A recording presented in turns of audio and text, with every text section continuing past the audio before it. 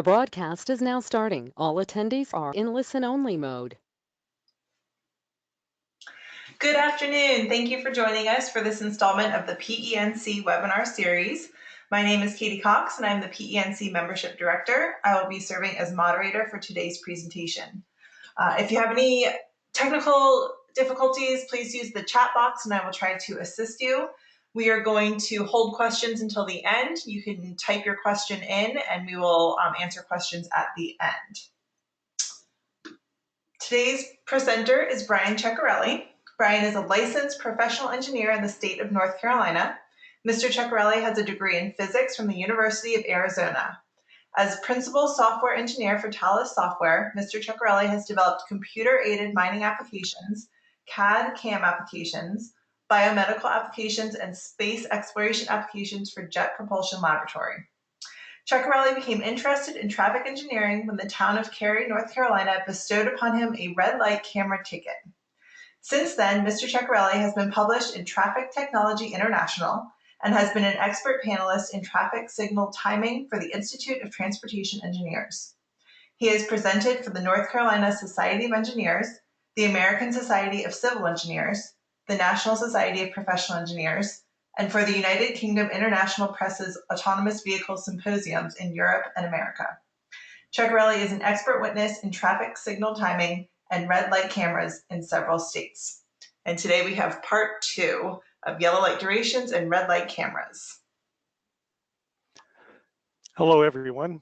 My name is Brian, and this is the second installment of a 3-part series of webinars on yellow light durations and red light cameras. In the previous seminar, number 1, we covered what the physics is of the yellow change interval, and we found out that it was just a few simple equations, and you can see what the equation is for the yellow change interval.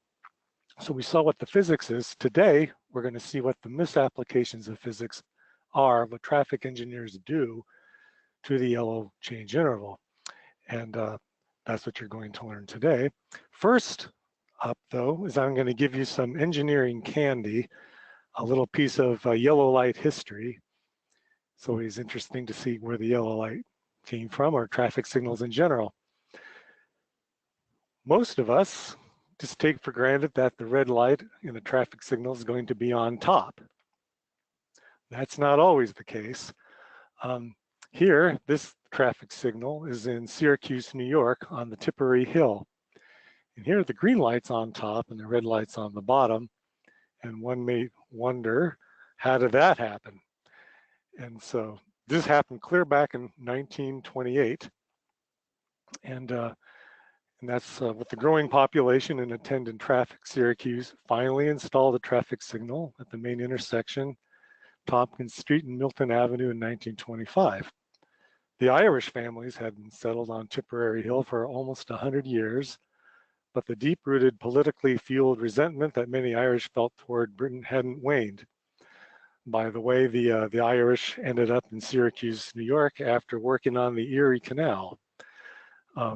So in the early 1800s, the Irish came in en masse and helped build that Erie Canal. And when the canal was done, they settled in Syracuse. So when the first traffic light went up, according to the standards of the day, as is the standards of today, the red light is always on top. But the Irish did not like British red on top of Irish green, and so 3 years of vandalism occurred until finally the Syracuse City Council gave up and said, all right, we'll just make the traffic light upside down. And that's what you see to this very day. So since 1928, even to this very day, you can go to Syracuse, New York and see an upside down traffic light. So that's just your little bit of engineering candy for the day. You can, next engineering party you go to, you can bring that up and you'll be it could be the topic du jour. So now, let's get on to the misapplications of physics. This is by the time this webinar is over, you're going to understand exactly why this happens.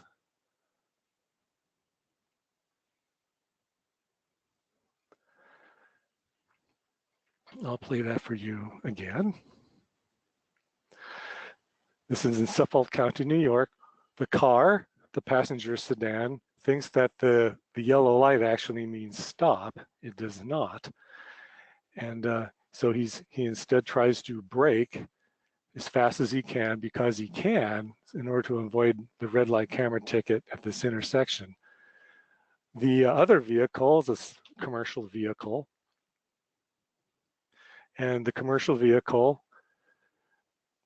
because of the numbers that traffic engineers plug into the equation, it doesn't cover commercial vehicles. The yellow light equation never gives commercial vehicles the distance to stop. So they always have to just beat the light like that, which you just saw there. Now, here's a little review from part one. We're going to take a poll here, and you're going to be able to answer on your screen. And so I got 5 questions for you, and let's see if you remember what was in part one. The inventor of the yellow light was A, was it Robert Herman? B, William Potts, a policeman? Or C, Richard Redding, who so happens to be the father of the red light camera? So pick A, B, or C, keep it in your head, and I'm going to put up a poll here.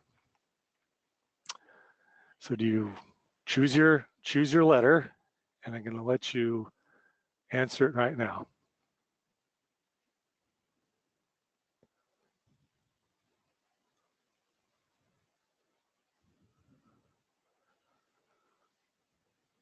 I see your answers coming in. This is good.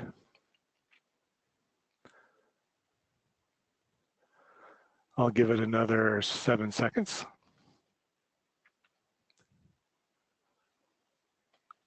I think everybody voted who's going to vote. Most of you got it right. It is indeed William Potts. He's a policeman and he invented the yellow light back in 1920.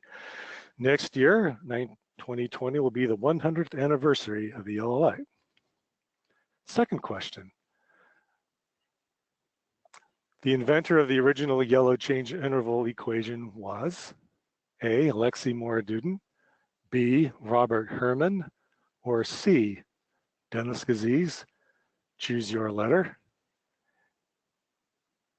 And here we go.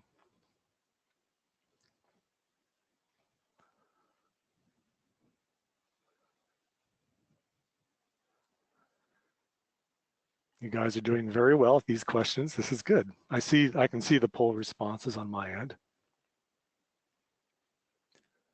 Okay, I think everybody voted.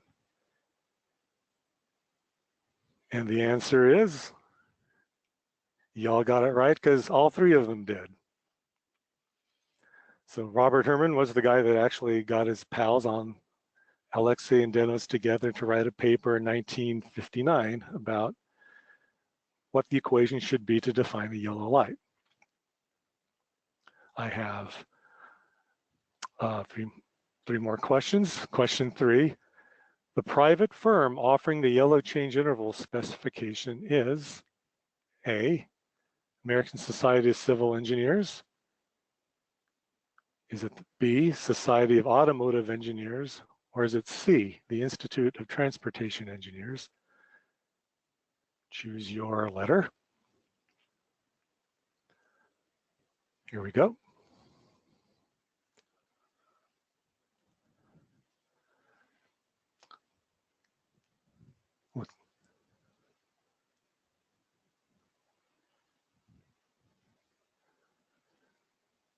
Okay.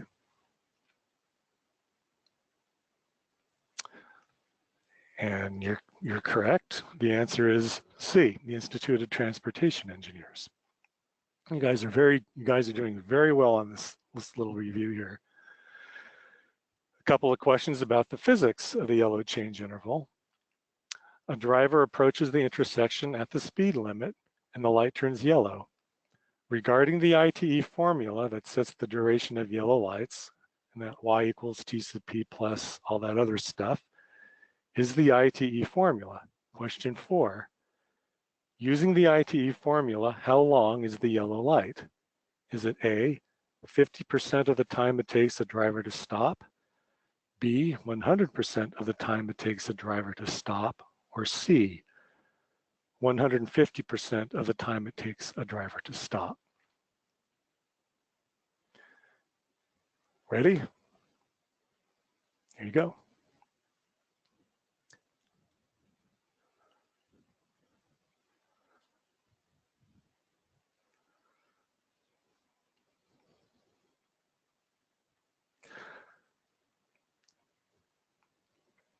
You guys are not doing so good with this one. The correct answer is A.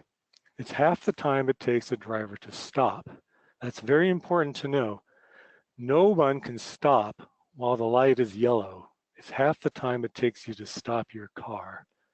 So if the light turns yellow and you slam on the brakes, you're going to end up like that passenger sedan you saw on the previous slide.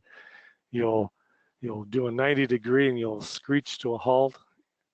If you can stop within the yellow light time, that's what it's going to take. So this is very important to know this. That 1/2 that you see here in this equation, this 1/2, means that it's 1/2 the time it takes a driver to stop. And one last question. A driver approaches the intersection at the speed limit and the light turns yellow. The moment the driver no longer has the distance to comfortably stop, at what speed must he maintain in order to reach the stop bar, in California it's called a limit line, before the light turns red? So when you see a yellow light and you can't comfortably stop and you see the light turn yellow, what must you do? Do you do A, he may be able to continue at the speed limit? B, he might have to go faster than the speed limit, that is, beat the light. C, he can be cautious and go less than the speed limit. Or D, he can decelerate, for example, to prepare to turn into the intersection. Pick your letter.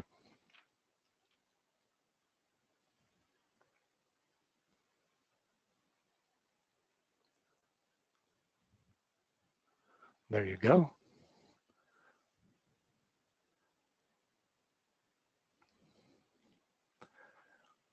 You guys are doing very well on this one.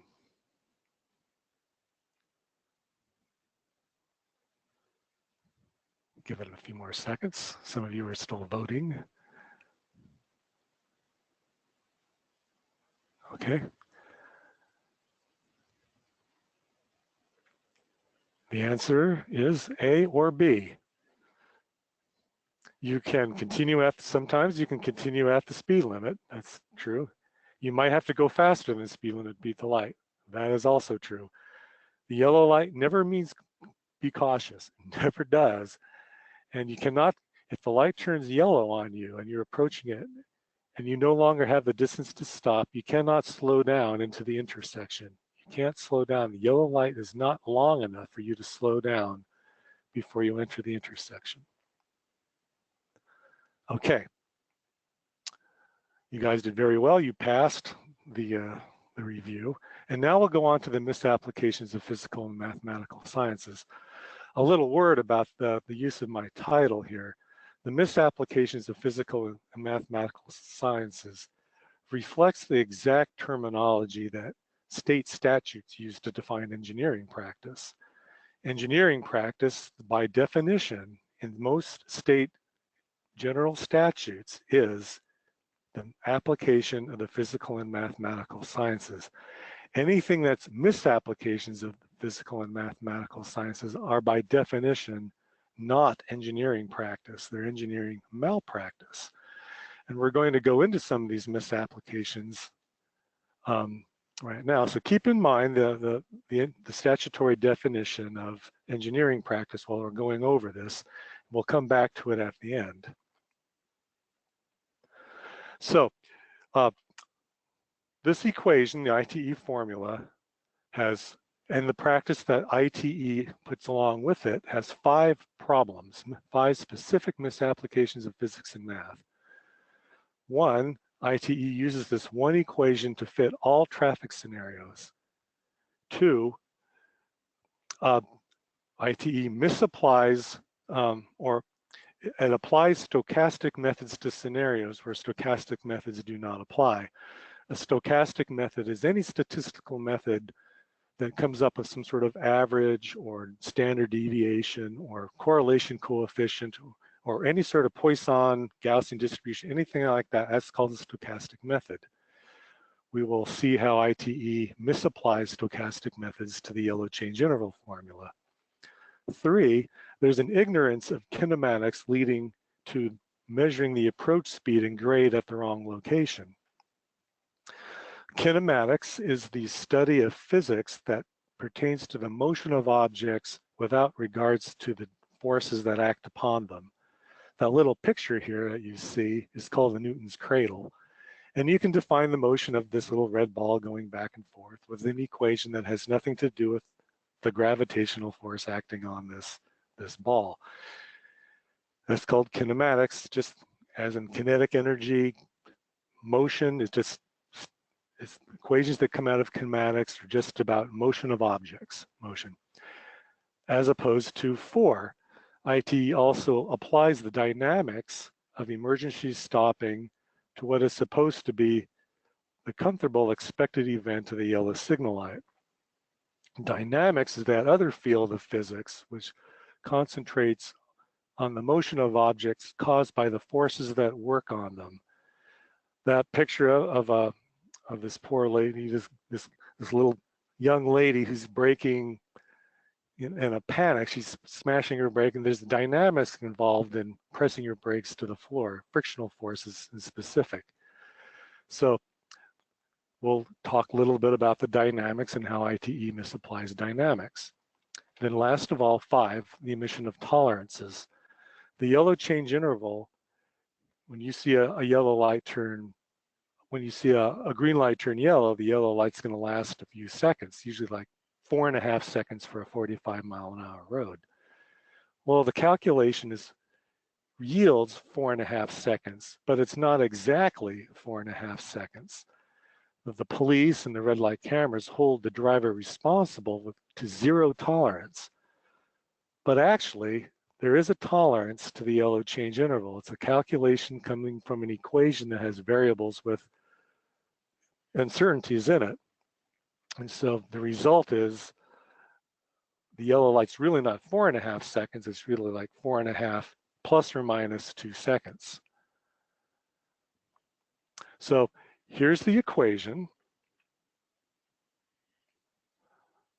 Yellow light change interval equals T to the P, the perception reaction time, plus V over 2 times the quantity A plus little g big G. And I'm defining what these are down here. You'll find this in a lot of state DOT manuals and the ITE handbook. This equation gets around all over the world. V is the approach speed. A is deceleration. G, little g is just gravitational acceleration. G is the grade of the road. And we'll slightly review what this formula means in the next few slides. Now, webinar 1 discussed this equation in detail. So if you'd like to go back and review that webinar, you can. It's at the penc.org website. So one error at a time. This equation that you just saw, IT uses this one equation to fit all scenarios. IT applies its one equation that works only for one special case universally. It is the wrong algebra when applied to other cases. So let's review this equation and what it works for. The ITE formula right here, it represents this case. You're here in this car. Here's the traffic signal. This is the intersection stop bar or limit line if you're in California. You're going to go straight. Here's the intersection. This distance from C, the critical point, to I is called the critical distance or the comfortable stopping distance. This distance it's going to take you to stop your car, this distance. And that distance is going to be whatever your velocity is here, usually the speed limit, times your perception reaction time. The light turns yellow, and it's going to take you so long to go, oh, the light just turned yellow, and then to move your foot from accelerator to brake. It's called your perception reaction time. It's also called the brake response time. And if you're going speed limit, V sub C here, you're going to travel this distance in the time that you recognize the light turned from green to yellow.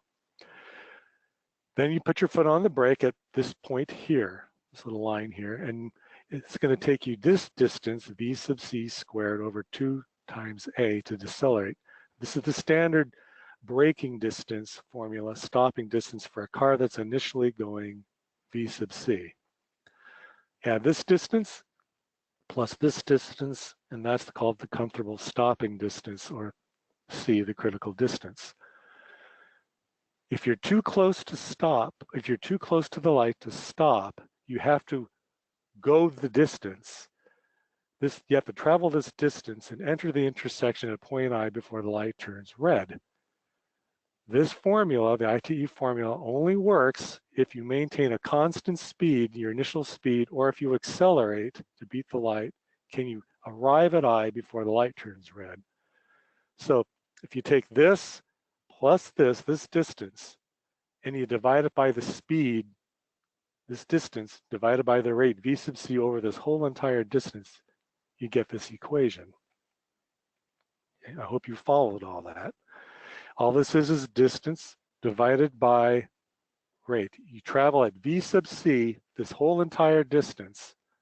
It'll take you 4.3 seconds to reach the intersection. I'm assuming ITE's typical values for a 45-mile-an-hour road. This is the only formula that works. This formula works for this one case, no other case. But ITE applies this one equation to all traffic movements. This velocity profile, which we saw in the last webinar, covers the case when you travel a safe and comfortable stopping distance using this kind of velocity. You go as fast as you can, speed limit, until the very last possible moment, and then you brake at the acceleration A into the intersection. This is what we usually do if we see a green arrow in front of us and we have nobody in front of us to block our way into the intersection. We are going to go as fast as we can for as long as we can until we have to decelerate to some velocity here to enter the intersection, like that. That's just what we do. If you do the algebra, you get this equation instead, and you need 5.3 seconds to traverse this distance. So the yellow light should be 5.3 seconds for a quickest turn, but ITE will always set it to, at the maximum, 4.3 seconds. ITE is going to force you to, by using the wrong equation, will force you to run a red light. Some drivers will once they pass the critical point, they can no longer, once you pass over the critical point, you can no longer stop comfortably. These drivers will decelerate gradually and enter the intersection about 20 miles an hour, and that's their velocity curve. That equation is this. For drivers that do that, it'll take them 6 seconds to cross the comfortable stopping distance. Remember that the ITE formula will always only give you 4.3 seconds. And then the U-turning driver is the most extreme case, very common, and he's going to have to brake, start braking, then he's going to brake just about 0 miles an hour to make his U-turn, almost 0. And it's nearly going to take him the time to stop his car to make a U-turn. Little U-turn. It takes about 7.6 seconds to do this. So the U-turning driver needs 7.6 seconds to do the U-turn, but the yellow light from the ITE formula will only set it to 4.3. It's set up to fail. By using that one formula for all, it's a misapplication of physics. Here's a letter from one of the inventors of the yellow light formula, Alexei Moradudin. He's still alive. He just retired. I found out about a month ago from University of California, Irvine. But he had written this letter to the Institute of Transportation Engineers about the yellow light, what it can do, what it cannot do. There's a nice little list. So applying the formula to circumstances where a driver must decelerate within the critical distance into the intersection results in a minimum amber time that is shorter than what is necessary to eliminate the dilemma zone. Below is a partial list of common situations where the formula does not provide a long enough minimum amber time. A dilemma zone, I'll remind you, is a section of roadway, a segment of road upstream from the intersection that if you, as a driver, are in it, when the light turns yellow, you neither have the distance to stop nor the time to proceed into the intersection. You will run a red light. It's a no-win scenario. You must run a red light by the laws of physics. You must do it. So here's a little list, and I won't read through them all, but you can see where Alexei is getting at. So traffic turning left where the speed limit is greater than the intersection entering velocity. So it's a 45-mile-an-hour road, and you're going to enter the intersection at about 20 miles an hour. You're going to have to slow down to turn. You don't want to overturn your car. The formula does not work. Same sort of thing happens and if you're going right. Traffic executing a U-turn, same problem. Here's some other ones. Traffic approaching too close by intersection. Traffic may have to slow down for the second light, or traffic waiting for the second light before arriving at the first light. The equation does not work for too close by intersections. The traffic equation also doesn't work when traffic proceeds straight that slows down for vehicles entering and exiting the roadway to and from business entrances and side streets near the intersection. Any obstacle or hazard or any situation that causes you to slow down before entering the intersection will cause you to run a red light. The ITE formula does not handle that sort of scenario. It only handles the one scenario where you can go the speed limit or faster into the intersection. And here's some other ones. Traffic slowing down because of traffic density. Traffic slowing down because the speed limit decreases on the far side of the intersection. By the way, this is a beautiful list. If you want to set up a red light camera company of your own and make a fortune, you look for intersections where these are true. The more, the merrier, the more money you're going to make. So if you live in a red light camera city, you're going to find that all the red light cameras take vigil at intersections where these things or some of these things are true. No exceptions, none. There's actually one exception, and that's when in the certain case where the traffic engineer actually miscomputed the value in the yellow change interval and stuck in the wrong speed limit. That happens a lot. So if it's not some sort of downright blunder, the red light cameras will appear at these intersections. Here's a fun one. Traffic slowing down for railroad tracks. This is one's a favorite of Washington State. They just love sticking red light cameras by railroad tracks. Traffic slowing down for hazards like pedestrians suddenly entering the highway near, and this one happens in Suffolk County, New York. Many kids have died because of this one. So this is some serious stuff. When you get the physics wrong, there's a big sacrifice that happens on account of that. So let's go into specific implementations, and you'll see this is the NCDOT, the North Carolina DOT. I always thought this symbol was kind of interesting.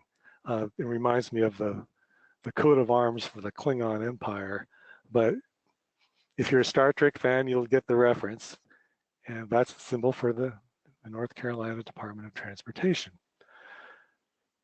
This I get right out of the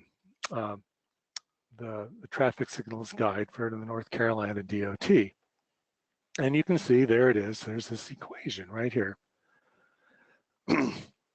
if they put the two out here, and you can see the acceleration due to gravity is 32.2 feet per second squared. So there's doing a little factoring in here, but there's the ITE formula.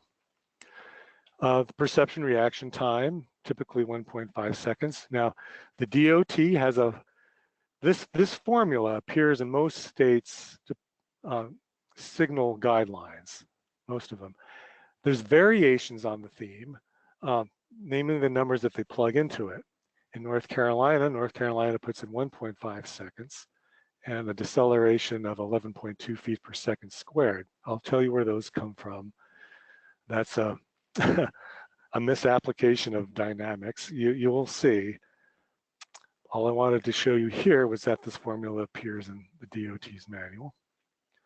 The DOT uses it for left turn lanes, the same formula for left turn lanes, but then it tells the traffic engineer to assume a speed limit of 20 miles an hour to put in here. Now, 20 miles an hour is, even if it's a 45 mile an hour road, they're going to say put 25 miles an hour into the formula.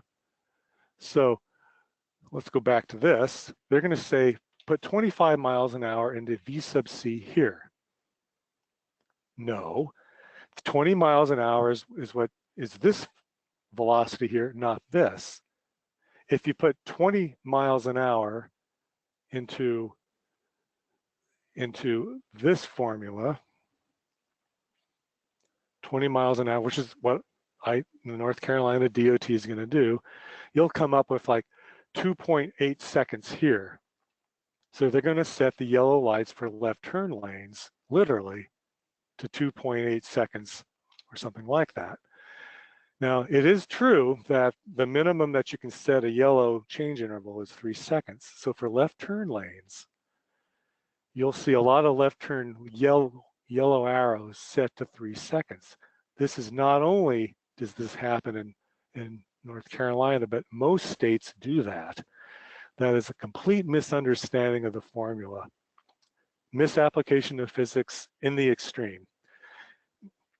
It's for this reason, by the way, that there are 15 times more crashes in the left turn lanes than the straight through lanes. Remember, getting the physics wrong is serious business. It causes crashes, causes lots of deaths, and it makes a fortune for the red light camera companies.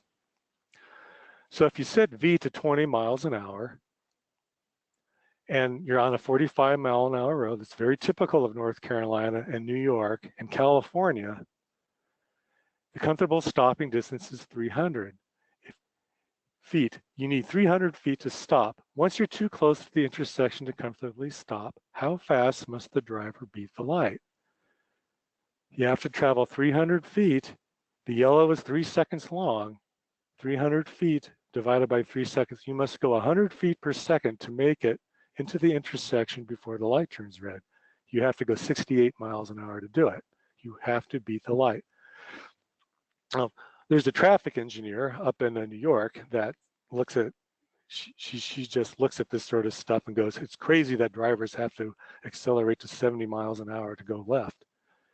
And then she blames it all on the drivers, but it's not the drivers. It's the equation and the numbers that they plug into the wrong equation that makes drivers do this. If they want to avoid a red light camera ticket, they literally have to do what that commercial vehicle you saw did in that slide before, literally accelerate this kind of speed. Here's the Oregon Department of Transportation's signals guide. The reason I bring up Oregon is because Oregon is a restrictive yellow state. In Oregon, that means you have to clear the intersection before the light turns red. In North Carolina, it's called a permissive yellow state. It means you don't have to enter the intersection while the light is still yellow. So, but in Oregon, you not only have to enter the intersection while the light is yellow, but clear it and get to the other side while the light is still yellow. It's called a restrictive yellow state.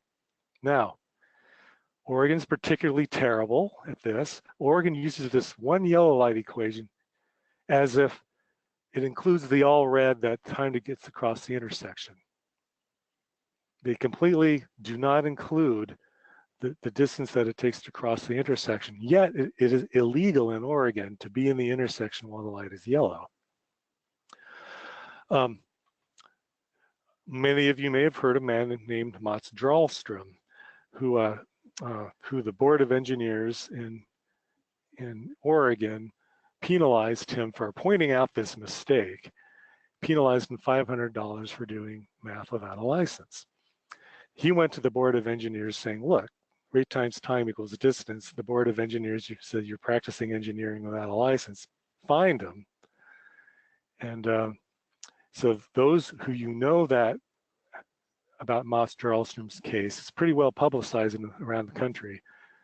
That was why he went to the Board of Engineers, just to point out rate times time equals distance. The board didn't like that. By the way, the Board of Engineers lost its case a couple of days ago and owes the lawyers $250,000 for prohibiting Mats from doing math without a license. Okay, so in Oregon, here's that same equation. I want you to notice something about deceleration. You'll see the terminology that traffic engineers use is for A, this is just an aside here, is deceleration rate. In physics, it's just deceleration. When you say deceleration rate, that's wrong. In physics, that's called jerk. It's a third derivative of displacement with time. If they wanted to be consistent, they would say velocity rate of approaching vehicles. Velocity is the rate of displacement. Deceleration is the rate of velocity. But the ITE doesn't understand that this is the wrong terminology, and I've been back and forth with them over this for a few months at this point. They get it right here, g is acceleration due to gravity, but not here. Okay. Oregon, they say you can use a minimum red clearance, but it takes about 2 to 3 seconds to actually cross the intersection. And they're saying it's just 1 second, 0.5 seconds.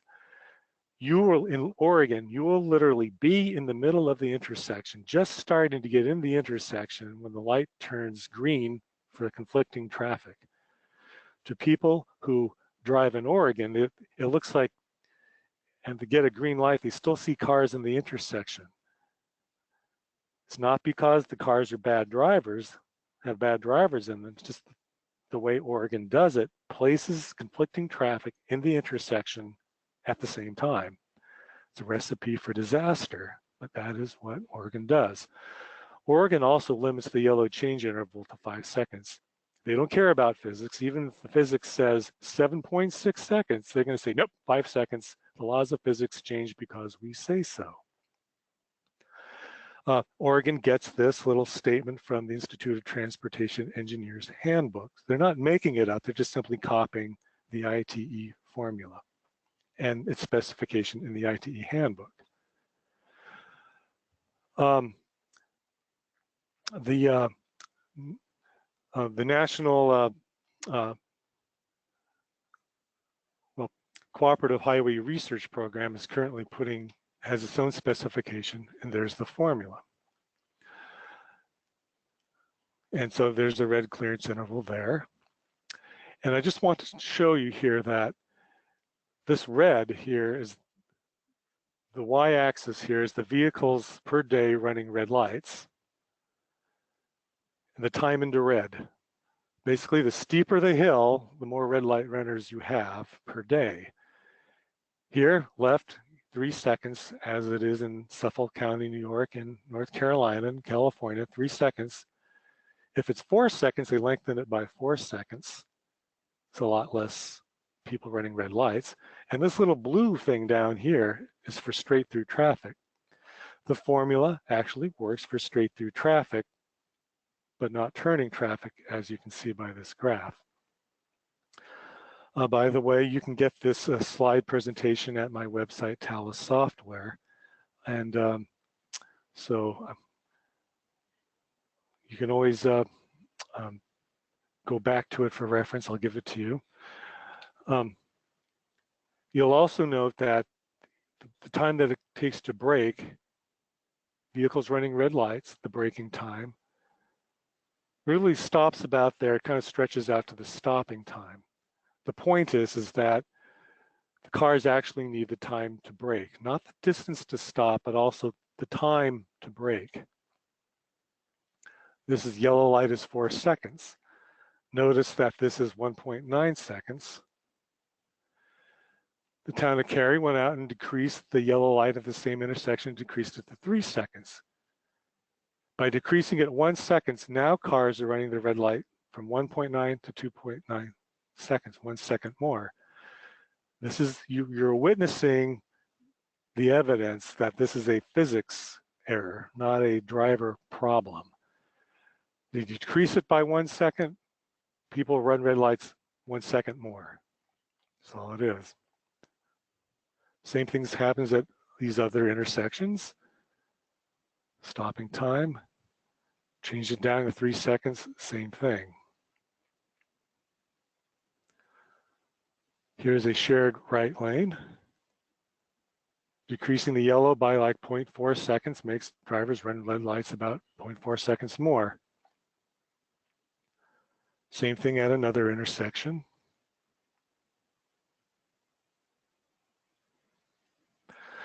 Now, we're running out of time again. So the misapplication of stochastic methods. You can only use stochastic methods. This is the second problem. You can't use averages, percentiles, or any statistical technique unless you're measuring an exact value or your measurements are random. I gave you this example at the last webinar. I'm going to barbecue, and if I was a traffic engineer, I'd be designing dinner using the average meat cooking temperature of 155 degrees. This is the temperature at which you kill the bacteria in the meat. You have to cook it to this temperature before you eat it, otherwise you'll get sick. But if I was a traffic engineer, I use the average meat cooking temperature 155, and then I'm going to cook chicken. Or it's like using the average, designing buildings to withstand the average earthquake. The average earthquake is about 1.2 on the Richter scale. Here's the average number of earthquakes per year. So there's about 10 million earthquakes here that are about 1 on the Richter scale. There's a handful, a couple of them, about 5, 6, 7, and 8. These are the very destructive ones. You can't design a building to withstand the 1.2 average earthquake. You'll cause buildings to collapse. I mean, buildings will collapse because the earthquakes are up here. Or like designing a bridge for the average passenger sedan. This is a particular bridge in Siberia. School bus is welcome. So ITE designs the yellow light for the 50th percentile passenger car driver traveling on dry pavement, approaching the simplest intersection, going straight, and the driver knowing the exact location of the critical point. If you fit this description 100% of the time, the ITE formula will work and you will never run a red light. Here's the equation again. The Institute of Transportation Engineers recommends the 50th percentile, the average passenger sedan, de facto causing half the driving population to run red lights. In the North Carolina DOT, you saw they used some funny numbers, 1.5 seconds and 11.2. These numbers are actually for emergency braking, as if a cow wandered out onto the road. And you can look that up. This is the where DOT gets it is from Ashto's Green Book called A Policy of Geometric Design. So it's talking about emergency stopping when confronted with the need to stop for an unexpected event. This is emergency stopping, 11.2, 11.2. So the DOT in North Carolina uses emergency deceleration for the yellow light, so anytime you see a yellow light in North Carolina, treat it as if a cow wandered out onto the road. Here's some graphs about brake response time. This is the distribution of what people actually do. people can actually respond within about 0.5 seconds to about 2.5 seconds.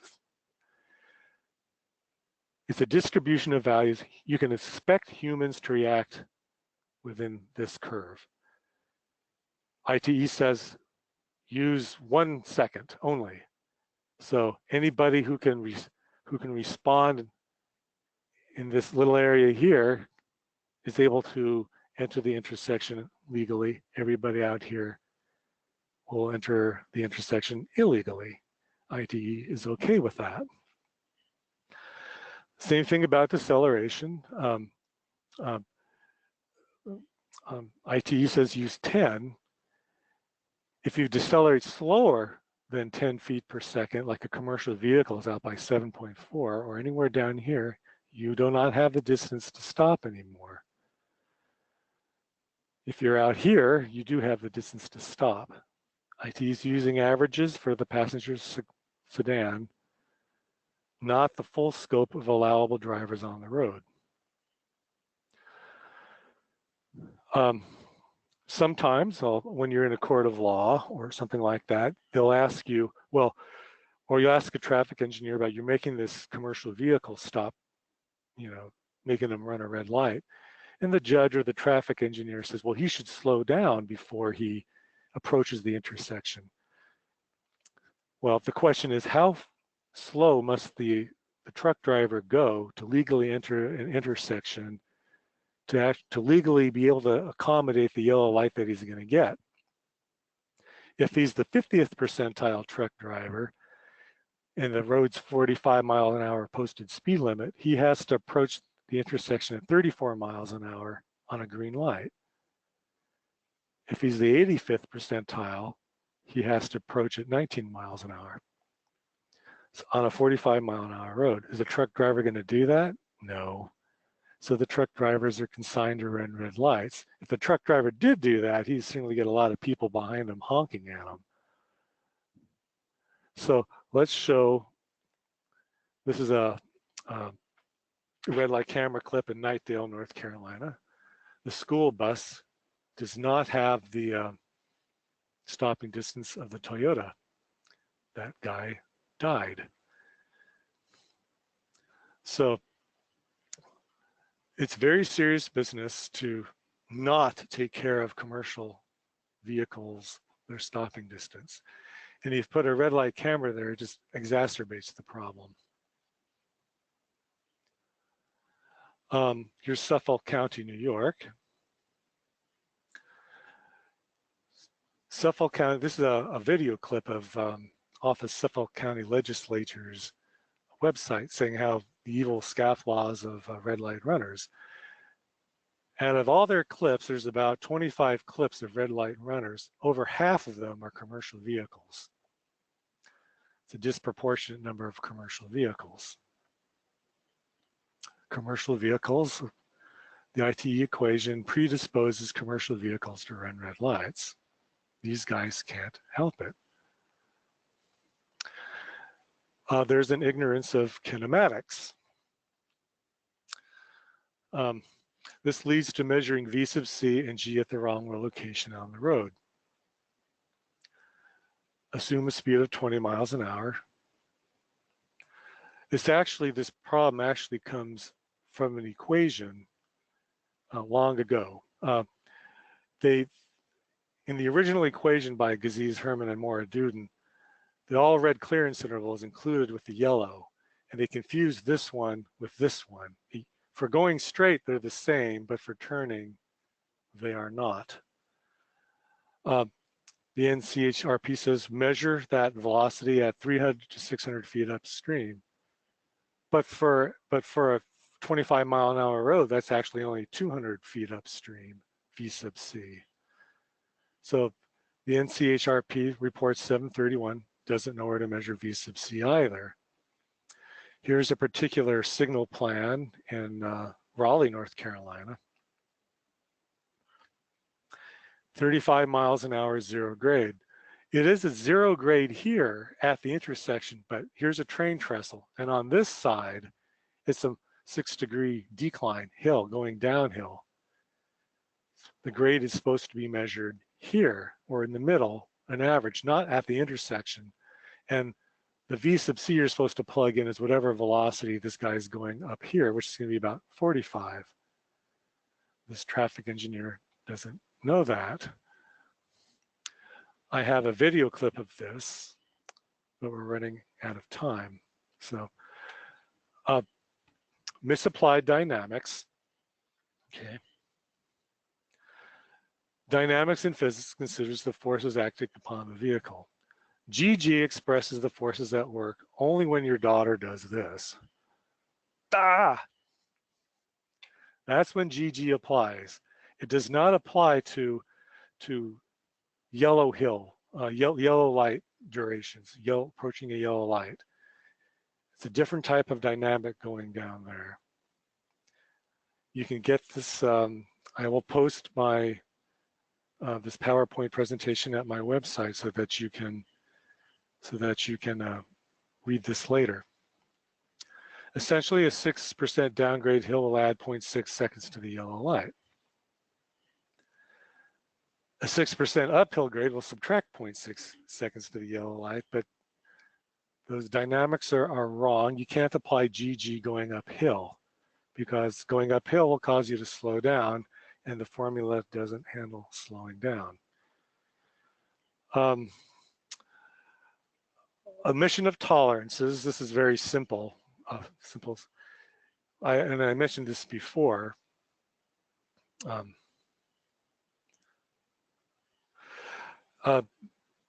Red light cameras are only going to, this is 0.2 seconds. They'll give you a 0.2 seconds before the camera flashes and tickets you. 0.2 seconds is half the time it takes you to blink your eye. I guarantee you the driver of this car doesn't even know he's going to run a red light because he's too busy looking at the road in front of him than to look up. The tolerance for error propagation, it needs plus or minus 2 seconds for straight unimpeded traffic, about 3 seconds for left turns. And so here are some graphs. The yellow light's very sensitive to the length of the yellow light. Here are some traffic engineer decreased the yellow light by a second and caused all these red light runners up here. Same is true for that big stump there. Decrease the left turn yellow by a second, you get a big spike for a year. And then here, the town of Cary decided to pave the road, turned off the camera. Same thing going on here. They actually added a half second and the tickets went down by about 90% from what they were here. Same thing happens in Florida. Increased it to about 6 seconds, and then hardly anybody are running red lights anymore. I know we're running out of time, and I'm done. And all I wanted to do was say, this leads to another topic, webinar 3, mainly about what happens in a courtroom, physics, engineering, practice, and jurisprudence, which is a webinar part 3, which we'll probably have in the fall of 2019. The questions we'll answer is, are laws of physics binding in a court of law? You would think they would be, but the things that I have heard. You'll get a little dose of the Manual of Uniform Traffic Control Devices. It says, by a engineering standard, this is a federal regulation, by the way, the duration of the yellow change interval shall be determined using engineering practices. An engineering practice is defined as the application of the special knowledge of the mathematical, physical, and engineering sciences. California, most states have this definition. So you'll see what happens, and that is it. I am finished. Sorry I was a little quick on all that, but we did finish. All right, thank you for listening. Are there any questions? If you have a question, go ahead and type it in the question box. Brian, I see some here. What is being done to fix these incorrect yellow light timings? Nothing. I have I'm personally going back and forth with the Institute of Transportation Engineers on this topic, but traffic engineers are very stubborn, and they've been using this this one equation with all its false practices for 50 years, the inertia behind getting it wrong is so strong that it's very hard to, well, I've tried the civil approach, just talking to them and trying to get them to understand the physics, but they're not willing to listen. And even Alexei Moradun's letter, the very inventor of the formula themselves that they use, they ignore him too and told him to go away.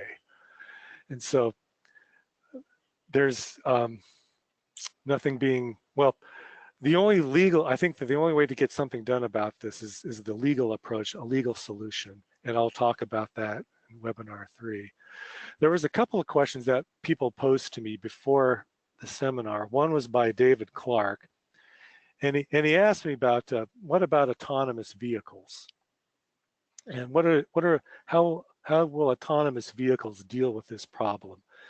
Will autonomous vehicles using vehicle to infrastructure technology be able to overcome this problem? And the answer is no.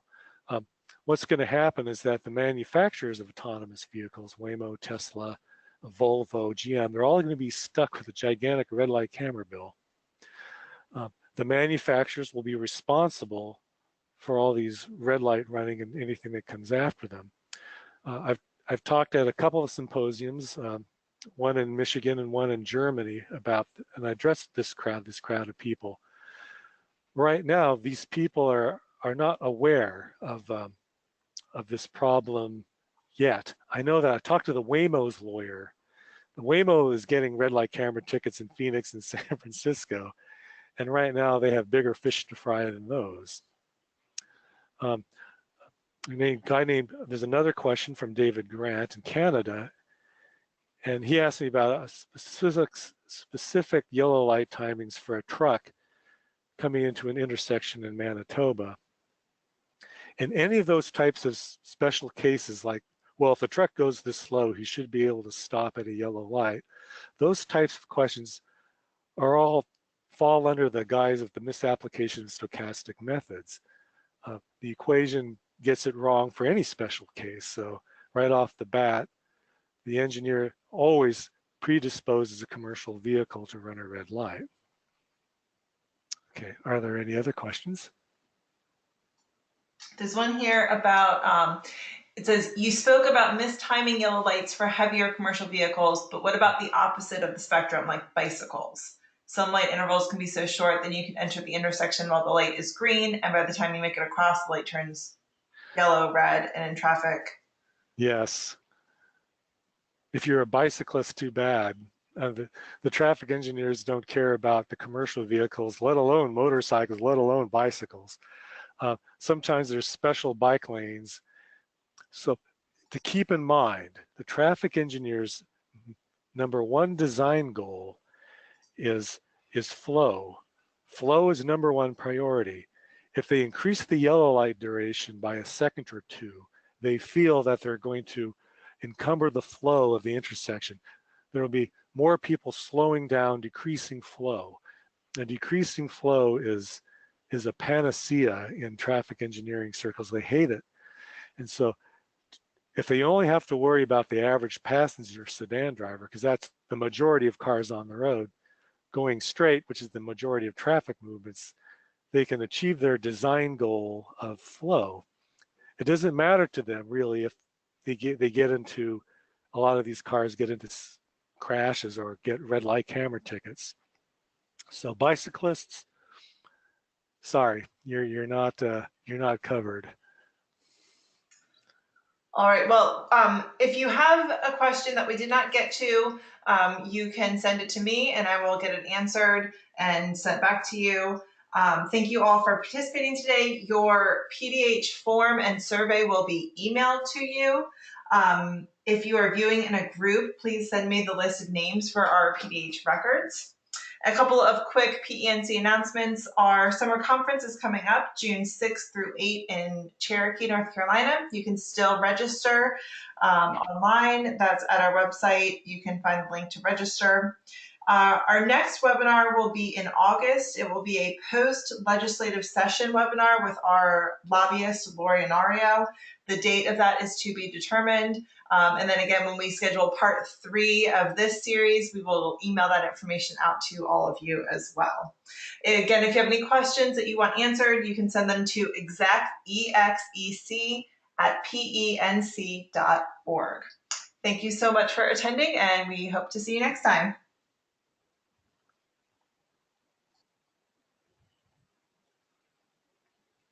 Goodbye, Katie.